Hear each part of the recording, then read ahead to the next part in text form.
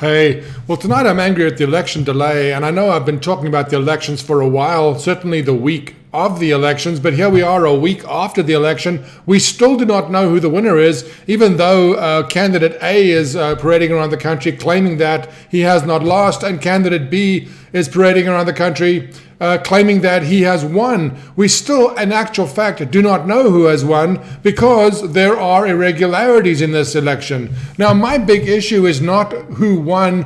I actually do prefer one candidate, but the fact of the matter is government is government, and it's going to be very hard for any one candidate, especially an establishment candidate, to make much of a difference. The bigger issue for us is that we need to have confidence in our elections, and we're not going to have confidence in our elections as long as the rules are being changed, as long as there are shady things going on.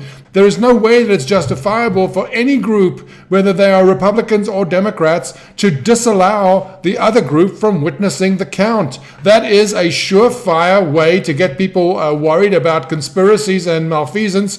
And in actual fact, if there wasn't any malfeasance, why would you need to remove observers? Why would you need to cover windows?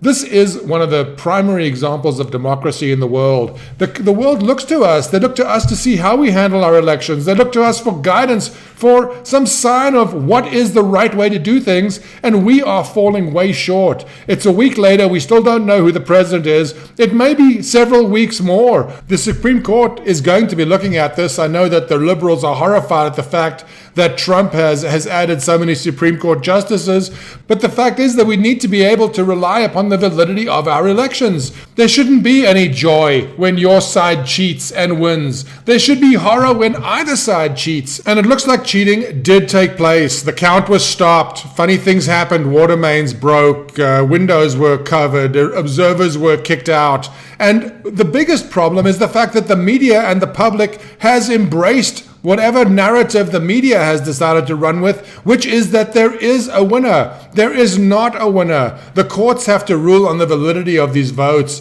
Some of these votes are definitely illegal. How many? I have no idea. Is there going to be a Supreme Court ruling that invalidates those votes? I have no idea. But neither do you, neither does anybody else. There is no victor at this point. That is the main problem. We are 1 week past the election, and because of all the nonsense that went on this election cycle with mail-in ballots, which are different from ballots that you request, absentee ballots I'm talking about, where you request a ballot and it's sent to you. These mail-in ballots were mailed out willy-nilly to everybody. Whether the person who resided there, was dead, had moved, nobody knew. The ballots went out, they were collected, they came in. This is no way to run a democracy, and I will point out that at our height of technological success today, we're able to communicate with Voyager, which is beyond our solar system, and yet we can't have an election? We can't count the votes? We can't count the votes in the same day that the election took place? We can't give people confidence that the election was valid?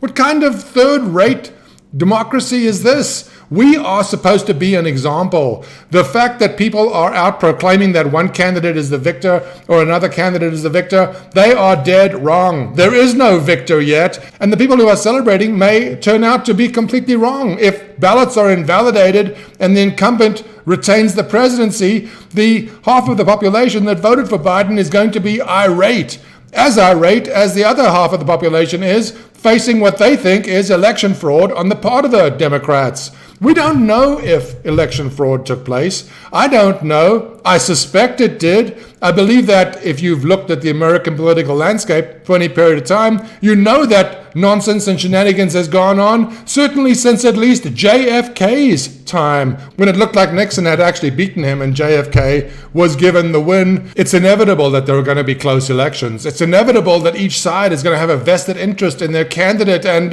very much a cheerleader for them. But we should all, no matter what side you're on, we should all worship the sanctity of the election. We should all respect and expect that the election will take place in a transparent and fair manner. I mean, People who are voting for Biden, you get the feeling that they don't care if they win by hook or crook, fair or foul, but I'm not sure that the Republicans are any different. They may feel the same way that any means justify the end, but I'm not in that position. I'm more concerned about the process. I'm more concerned about the institutions as they will exist going forward, because I have children, and I hope that those children have children, and I care about the world that will be left for them, specifically the America that will be left for them, the America where you get to vote for your leaders, the America where you have a belief that your vote will be counted fairly, the America where you believe that the winner of the election will be declared the winner in a reasonable period of time and not after months or weeks of